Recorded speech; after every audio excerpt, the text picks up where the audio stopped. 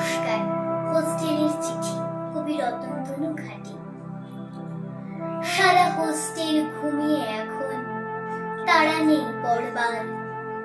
রাত জেগে আমি তোমাকে লিখছি, বাবা তুমি পড়ো, আর মাকেও পড়িও আমার চিঠি। বোন যদি চায় তবে পড়তে পারে না বলে, তাই তাকে পড়েই শোনাতে হবে।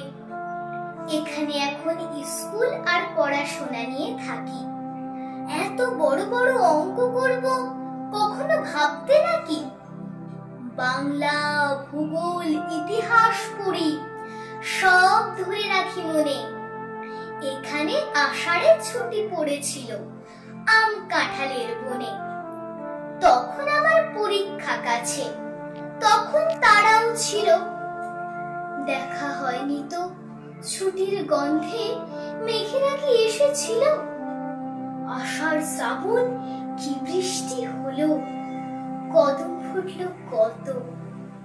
মাঠময় জল, ফুটবল খেলা হয়নি মনের মতো। কেবল পড়েছি সারা দিন রাত, লিখেছিও কত কত। এবারেও আমি প্রথম হয়েছি সেই সেবারের মতো। আমরা সবাই আনন্দে আছি, মানো আর নাই মানো। এখানে এখন মন খারাপের কিচ্ছুটি নেই জানো। পড়তে পড়তে ভাদ্র যাবে, আশ্বিন এসে যেই বলবে, তোতন পুজোর ছুটি যে বাড়ি যাবে মনে নেই? তখন আমাকে নিতে চলে এসো, বাড়ি যাব। মাকে বলো এ চিঠির নিচে আর একটা চিঠি লুকিয়ে রয়েছে, খোলো। ভাবছো তুমি তো তোতন হয়েছে কি দুষ্ট দিন দিন।